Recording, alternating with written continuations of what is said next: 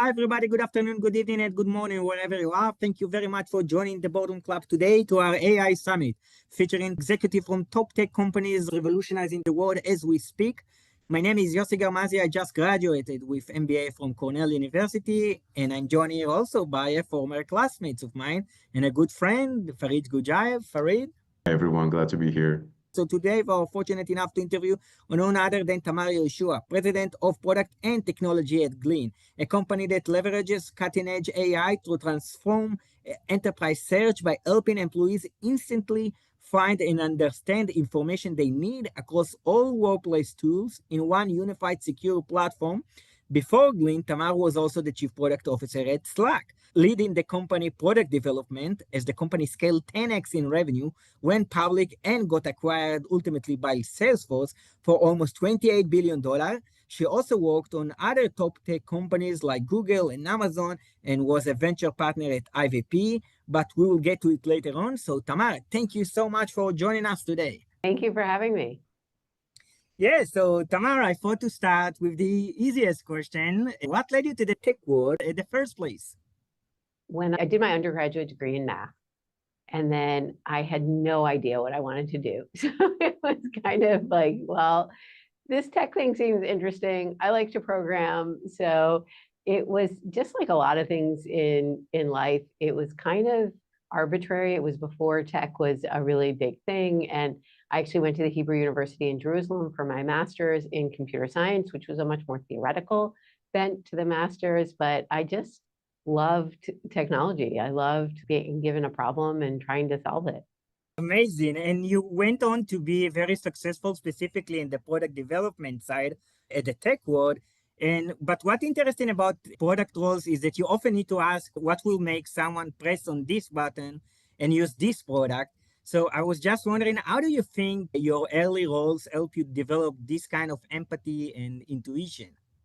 One of the things I think people don't fully understand about building products and about being a good product leader is that you have to have very high EQ. You have to understand what motivates people.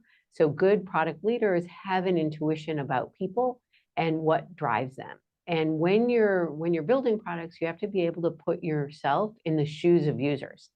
So being able to do that, one of the reasons products fail is people build what they think they want, not what other people will want. And sometimes that can steer you in the right way. What you want is what a lot of other people want. But sometimes it can get you trapped. So you want to be able to really put on the persona of your user and really think about, okay, they see this screen. They don't know how you built it. They don't know what you were thinking when you built it. How are they going to interpret this screen? Are they going to understand which button to click on? Are they going to understand the terminology you use? If you put yourself in that mindset, I've never seen this product before. How do I think of it? How do I approach it? Then you build products that are much easier to use. Yeah, so it's kind of like maybe a founder mindset every day from the beginning to start and evaluate the product. And one interesting guy that you work with along the way is none other than Jeff Bezos. As you joined Amazon before AWS launch and worked with Jeff early on. So what one key lesson that you learned from him that you have carried on into the rest of your career? I feel like there's so many lessons from Jeff Bezos. So one thing I quote from him all the time is be competitor aware, but customer focused. So he really did embody customer focus in everything he did. And that was something that I've definitely carried with me. But the thing that I think is even more important was his consistency. Like you knew what he valued and you knew what to expect. So he valued customers, he valued simplicity, he valued clear thinking. So when you went into a meeting with Bezos, so I was lucky to work there when the company was smaller and he still had quarterly reviews with us.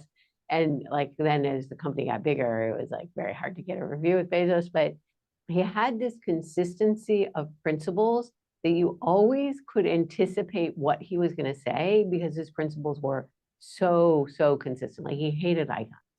He wanted you to be able to everything on the page should be relevant. So you kind of you could help develop the product and he could delegate better and make sure that the principles were throughout. When every review, he said the same thing, which I really appreciated that clarity. And one interesting thing that I read about Jeff Bezos meeting at the early days, and I think even it's going on still now, is that he actually let everyone speak before he speaks, and then it kind of give everyone responsibility to say what they really think before the big boss. Right, before it's start. influenced by him. So he would go around and all of his executives would give their input on what you would write your 6-pager, and then they would read it. And then you'd be watching him read it and he'd be circling things and you'd be really nervous. Like, what did he circle? What's he going to ask about? Is it going to a final exam? Like, you have to know every piece of data in what you wrote up, because you never know what he's going to ask you about. And you can't be, let me get back to you. You got to know your stuff. And so he would go around the room and you'd be sitting there waiting. I don't really want to hear from all the other executives. I just care what Bezos thinks. You'd have to wait patiently through everyone. And it was very important to him. He talked about that. Like, he wanted to make sure you heard everyone. And then you get to him and he'd be like, what's this number here? And how did you get to it? And he was also just such a deep thinker.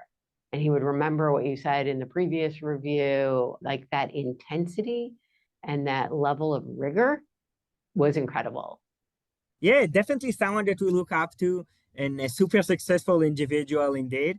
And Tamar, we talked a lot about M&A with previous speakers as a tool to drive business in the company. But with your extensive experience in the product development side, we want to ask you about post-merger integration. How do you approach this dilemma of continuing to sell an acquired company products separately versus maybe pausing for a full integration and balancing short-term revenue with long-term value? There's no simple answer, because the answer is it depends. Depends on the product, the circumstances, what your goals are. So I was on a lot of the side of acquiring companies before Slack. When Slack was acquired by Salesforce, it was the first time I was acquired. So from both sides, but we acquired a small company at Slack, and we said, we're just going to sell the product. And then we got into it and we realized, no, we really need to rewrite it on our platform. So we ripped the Band-Aid off and we had the team completely rewrite the product. So it took an extra 6-9 months to get the product to production. But it was clear to us that we had to do that because you had to do it at some point, and it was better to do it before you started selling it. So in that instance, it was really hard on the team because they wanted to just keep their product the way it was. But again, it was just very clear that architecturally it was the right thing. Now, you can do that with smaller products. Obviously, when you acquire a product like Slack, you're not going to do that. And what you want to go through, well, what's the goal of the acquisition? Is the goal of the acquisition in the case of Slack and Salesforce, it was to leverage Salesforce's Salesforce to sell Slack. So you're not going to re-platform and do all that. That doesn't make any sense. So what is the goal that you're trying to achieve by that acquisition? And you have to think through it pretty deeply before the acquisition to make sure that you can achieve those goals, because everyone knows that most acquisitions fail. That is not a secret at all. And you're very starry-eyed. Ooh, this is going to work so well. 2 + 2 is going to be 7. And then you get into the guts and it's, oh, wait, but what about this? And what about that? And so I think you just have to be very, very clear-minded about what the acquisition is going to achieve, and then stick with that. Is it accelerated product market fit? Is it accelerated revenue? Is it expertise? And then align yourself, and also be very clear with the founders. I think the worst thing is when you tell founders, we're going to sell your product as is, and then you get in and you kill the product. And that just creates a lot of negativity for everyone. So if that's what you're going to do, tell the founders before the acquisition happens, so that you can go in, they can go in with eyes wide open. Yeah, that's super insightful and interesting to learn, specifically with the founder sides, because at the end you take someone products and you say, okay, now I am the boss, so step aside for a bit. So it's super interesting. I actually had a friend who had been an entrepreneur multiple times, and he was looking at selling his company to a large company. And I'm like, they're probably going to kill the product. And he's like, once I sell the company, it is no longer my company. And I just think that founders need to really internalize that. Yeah, so what I will take is you need to make your homework before acquiring a company in order to increase the chances of the acquisition being successful later on. And moving on now to Glean. So Tamar, you joined Glean early on, despite likely having many opportunities out there. What made you choose Glean, and was it the team, the product, or a market moment? It's always a combination of things, but first and foremost, I joined because of people in my career. And Arvind Jain, the CEO and co-founder, I knew from my Google days. So I'd known him for a very long time. And after I left Slack, I was a venture partner at a VC IVP for about 6 months. And when I was at IVP, I was actually on the deal team for the investment in Glean. And when you're on the deal team at a VC, you go deep into a company, look at all the metrics, meet with the executive team, talk to customers. And I had known Arvind and I had been talking to him. And then when we were doing the investment, I did the customer calls and the customers just love. And I'm like, wow, there's a lot of customer love here. So that combined with the metrics, combined with knowing the team, not only did I know Arvind, I knew a lot of people from both Slack and Google who had joined. And I felt like they had built the hard stuff first.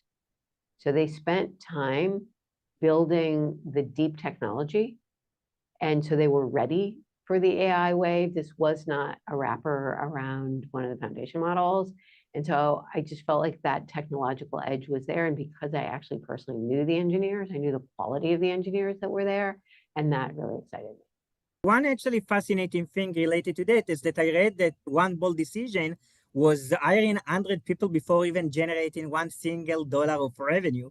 What led to this decision? How did you guys know it was the right one? I mean, because at the end, hiring 100 people, and specifically in a startup that you never know if it's going to work out, it's quite challenging. Well, so one thing to be clear, is not necessarily the right decision for everyone. That I would not say that that's a template to be followed. It depends on the circumstances. That was before I joined. So, but the idea was there's some very hard tech that we need to build. And you need the strong foundations, the infrastructure, the security, the permissioning, the ranking. These are all very hard technology problems. So get the underpinnings of the technology right. Now, today, in the age of AI, things are moving so fast that I don't think that you have the luxury to do that.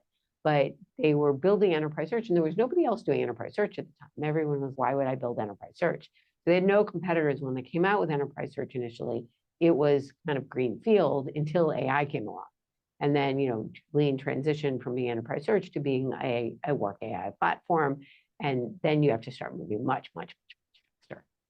It's true that you maybe hired 100 people before generating revenue, but you actually continue to scale super fast. And I think in over 3 years period, you reach $100 million of ARR. Yeah, so once the revenue started, we grew very quickly. And also we had customers. It wasn't that there were no customers. There were design partners that we were building with to make sure that we had the right product, which is very important. It's not like you go into a hole in the wall and you just code and then come out. You have to make sure you're working closely with your design partners. But yeah, then once we started scaling, we scaled super fast. Yeah, and from the product development side, how did you decide between hiring, let's say, deep technical people to go to market experience? So you do both, right? You need to make sure that you have enough people to build the product and then to sell the product. So you don't want to hire too many people to sell the product until there's a repeatable process. So you want to get the early salespeople who can figure out what the messaging is, can figure out how you get to the right people in an organization and to make sure that there is product market fit. But once you see that there's product market fit, that there's a pull from the product, from the market, then that's when you start scaling your team. Fascinating. And also, I mean, we read about lean products, and you connect with many different products across a company with all the different platforms to connect them into one scalable tool. So how do you ensure smooth collaboration and integration between all of them? So what Glean does is we are able to use the APIs of all the SaaS tools, and we ingest all of the data from all of your SaaS tools, whether that's Microsoft 365 or Google Drive or Slack or Salesforce or Atlassian. And so then we're able to build an index of all of the information in your organization, and then we rank across it. One of the challenges in doing something like this is that all the data is heterogeneous. So how do you rank across different types of data? And that's a lot of what we do really well, is our ranking algorithms. We understand what signals to process in order to know how to rank the data, whether you want a Jira ticket back or a document or a Slack conversation. We're able to use the ranking algorithms, which we've refined over years, to get you the right information. Absolutely. And I guess it's also helped you with double counting in product features, to just like making sure there is no any double counting. And maybe last question about the scaling process of the company. How has the Glean go-to-market approach evolved as it began serving large enterprises? We've always been large enterprises. So that's kind of, if you think about the problem of finding information is much more acute in a large enterprise, because in a small company, you're going to not have, decades worth of documents. So from the beginning, we were focused on large enterprises, and our whole security posture, the way we do our deployments, we have a unique way we do deployments is that it can be a SaaS offering where we host the software, or we deploy in your SaaS. So let's say you're a large bank and you have an AWS instance, we will deploy Glean in your AWS instance. So this is for security. And so we have single tenancy. So only your data is in that deployment in your project, in your cloud project, which is very unique in the industry. And that's very important for large enterprises that are very security minded to make sure that we isolate their data. So that was a part of what we did from the very beginning. That's, again, not a hard thing to bolt on later. If you start in a multi-tenant SaaS environment, it's much harder to move to that. But from the beginning, everything we did was architected in that way. So we do hundreds of deployments twice a week, and we know how to do that. We have that all automated, and our security processes are very robust. And it's actually incredible milestone to start with large enterprises right from the beginning, because usually what you do is, okay, start friends and family, customers. Okay, I will help you out. But you guys started. Well, we still did that. We still did friends and family, but they were and we started more with tech companies. So where we knew people. So Arvind was the co-founder of Rubrik before Glean, and that was the first design partner, was Rubrik. And so they worked really closely with Rubrik to get everything right, the security, the ranking, the relevancy, all of that. So it was definitely started with tech companies and where we knew people. Nice. And do you think, let's say, a serial entrepreneur is better than a first-time entrepreneur, or not necessarily in that sense? Again, there's no one answer. So sometimes you've seen it before and you do it better the second time. Sometimes it's good to have that mentality of, I can figure out everything from the first time. I think the data shows that you don't necessarily, second time entrepreneurs are not necessarily more successful than first time, but yeah, if I was a VC, that's not the most important thing, but it usually is, especially I would say in SaaS. I think in SaaS, having learned how to deal with enterprises is important. For consumer, it's a little bit more hit or miss. Yeah, I can tell you that many of our friends at Cornell are just graduating, and some of them consider to be entrepreneur and always said, oh, maybe I will be an operator for a few years and then move into entrepreneurial side. But as you said, it could work out right from the beginning. Yeah, and part of it's very hard to be a founder, no matter when time, if it's when you just graduated or you've been working for a decade. But you have to have that resiliency, because everybody's going to hit roadblocks. So the biggest thing you have to do is persistence and resilience to get back up and try it again. And I think that is probably the most important quality that I've seen in founders, is you don't give up when you hit a roadblock. Yeah, so it's all about being resilient. And I guess follow-up question will be about AI and specifically LLM. I mean, every day we hear about any other LLM development out there, from OpenAI to Anthropic and Glean, of course. So with LLM becoming so widespread, how do you make sure that Glean stands out and doesn't become just another AI search tool? Yeah, so I think this is true with any technology shift, that you always get a lot of players. And if you look back into the 90s, there were all of these search engines. You had Alta Vista, and you had Yahoo, and then you had Google, and Excited Home, and you had all these different search engines. And ultimately, Google is the one that stuck up because the quality was better and the product was better. So you're always going to get this with technology shifts, that everyone goes into the market, everybody says the same thing, and you differentiate by having a product that really works, and customer testimonials. And nobody can, if your customers are selling for you, I'll go to an event and there'll be half the people in the room will be Glean customers, and they're telling the other half, you guys should really use Glean. And so, because they're actually getting value. Absolutely. And also, I mean, speaking about AI, I mean, many companies now get stuck in kind of like AI experimentation. So what Mm. can product team do to increase the speed from time to first demo to actual production? You have to make sure you're solving a real problem. So some people get excited with the technology and, ooh, cool technology, let me see what I can do with it. But you're not solving a real customer problem, and you're not solving it in a way that it's repeatable and high quality. So start from how you're going, like, again, what problem you're solving and how you're going to evaluate it.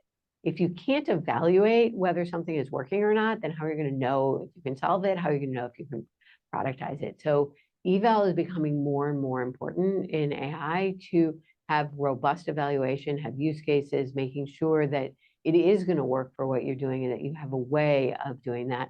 And a lot of people are saying you're going to have human in the loop.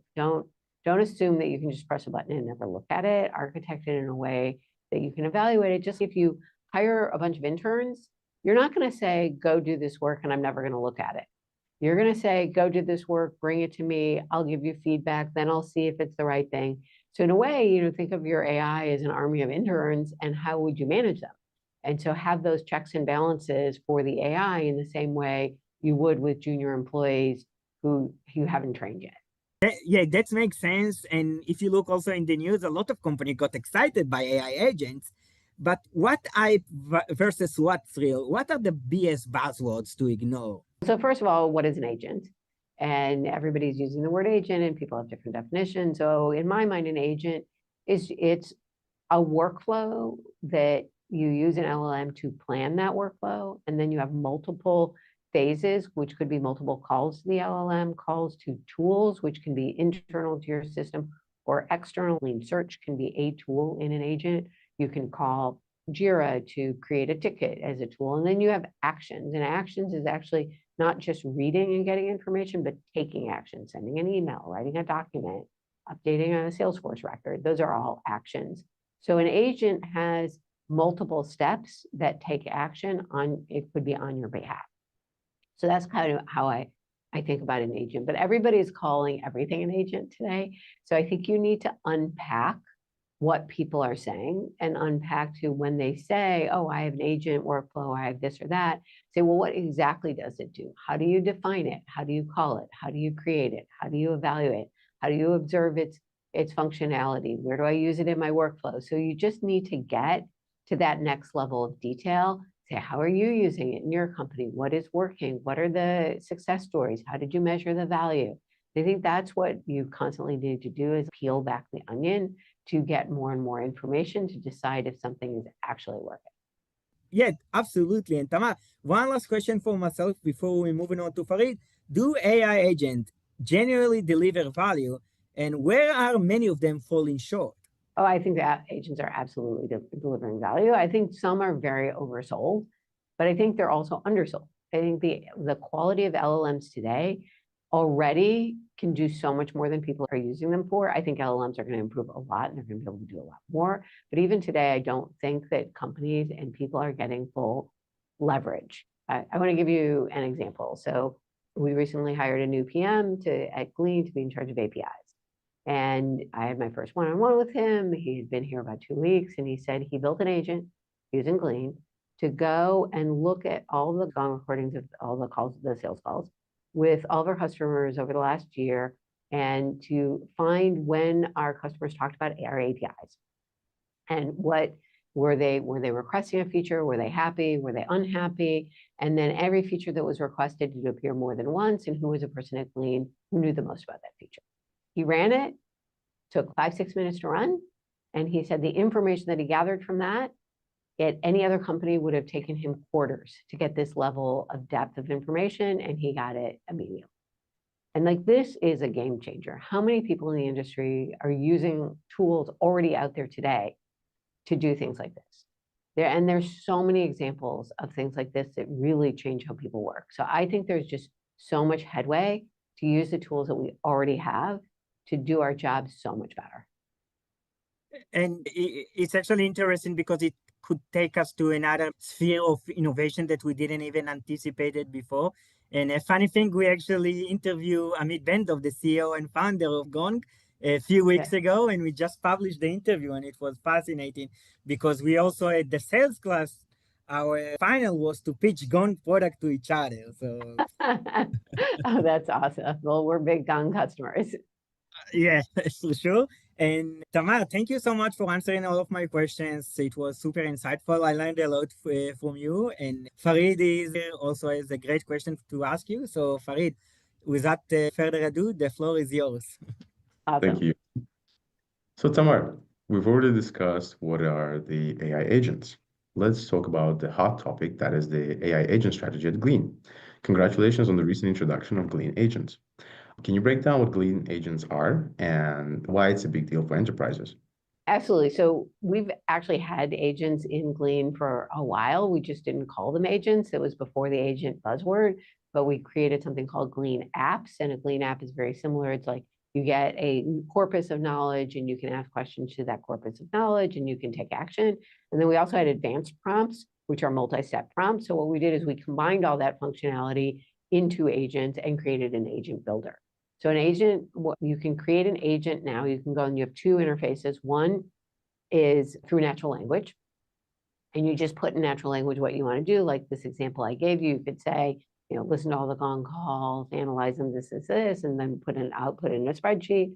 Or you can go in and it's a WYSIWYG UI where you can put in boxes and say, listen to the Gong calls, go through them, pick out these things pick out this information, et cetera. So you can build it yourself, or you can ask AI to build it through natural language. And we also have templates. So we've built a whole bunch of templates that you can start with that you have in your agent library, like brief me for a customer meeting, do a daily digest, do a pull request review, in every vertical, some standard agents that you can start with. So you can just pick those, run them, or edit them and customize them for yourself. Awesome. Thank you for clarifying. Additionally, we also read that Glean is emphasizing horizontal AI agents. Can you tell us how they're different from traditional AI assistants or other automation tools? What we mean by horizontal agents is that they can work for anyone across the organization. So there's vertical tools that are very specific to customer support or to engineering that go really deep in one vertical, where we're more a knowledge worker at the high level, and you can automate processes across every industry. We're not tied to just one vertical. So a customer support agent can build an agent to help them resolve tickets. An engineer can build an agent to help them resolve incidents. But it's all the same interface, because what you need is access to information and being able to use an LLM to analyze that information and then actions to take action on that information. Awesome. I like how you outlined high level.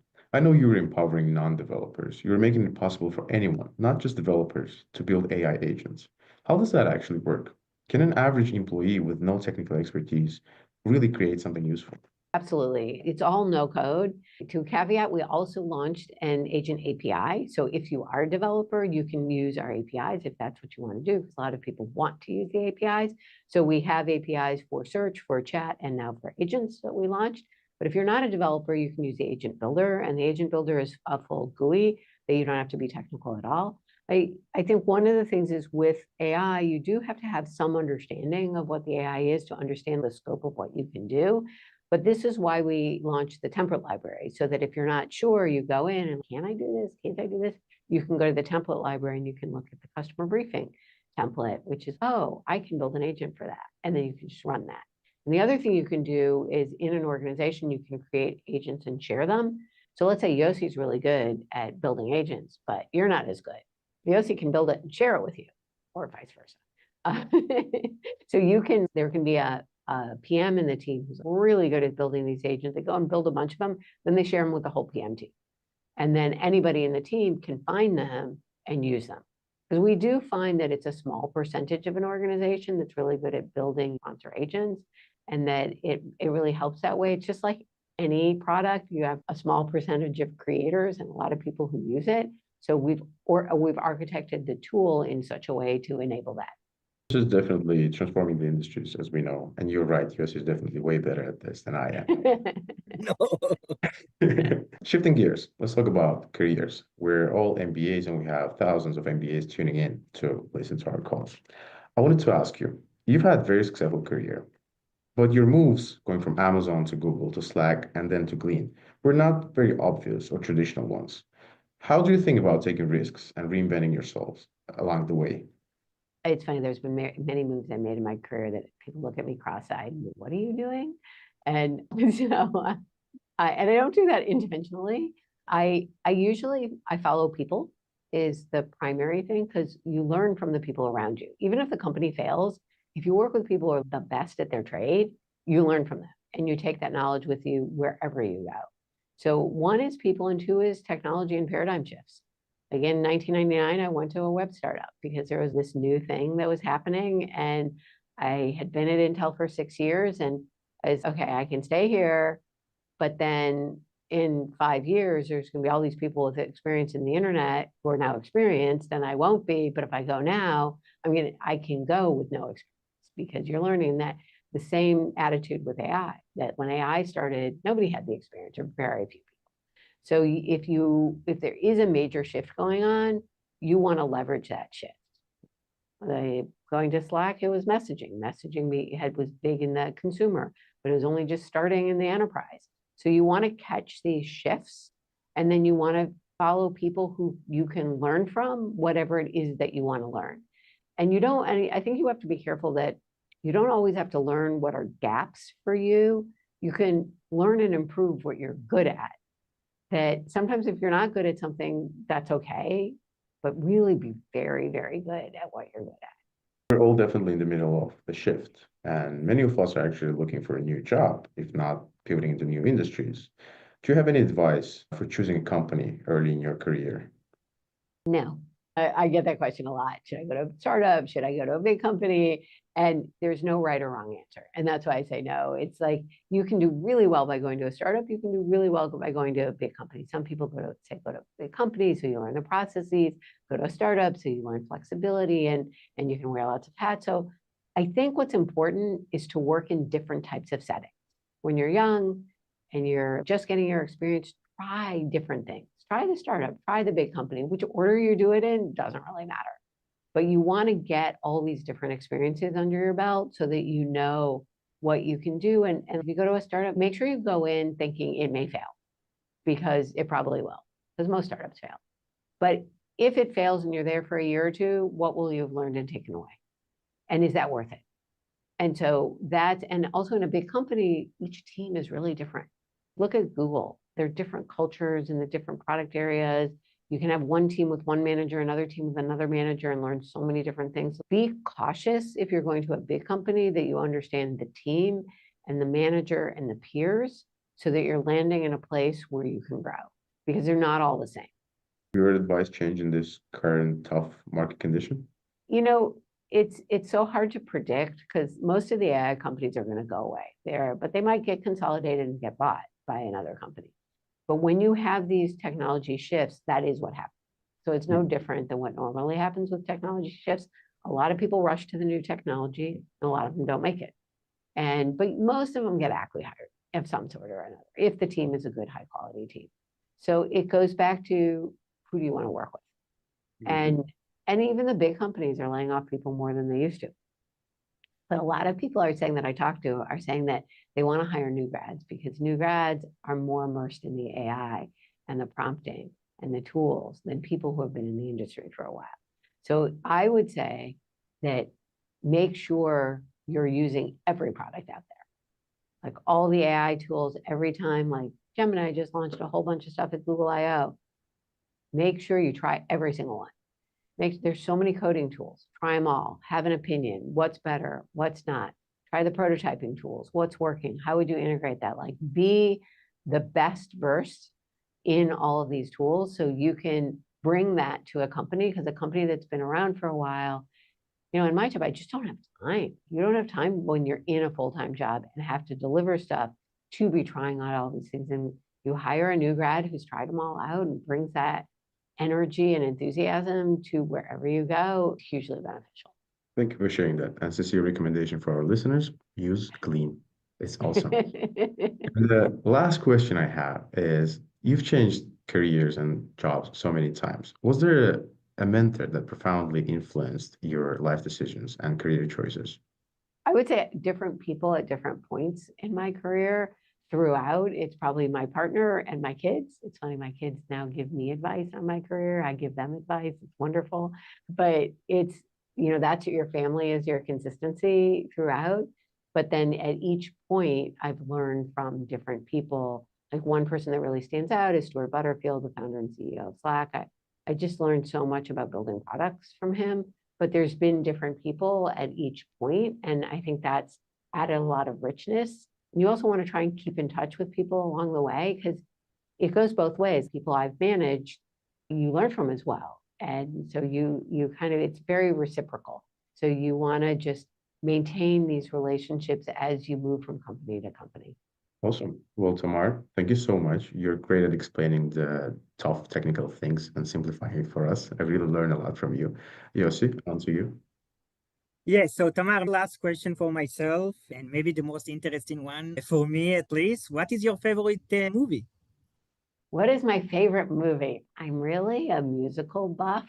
So I love musicals. And so that's kind of my happy place, is watching a musical I grew up Sound of Music. I saw so many times, in West Side Story, and now the new Wicked. And so they're just so much fun. I still need to see the new Wicked one.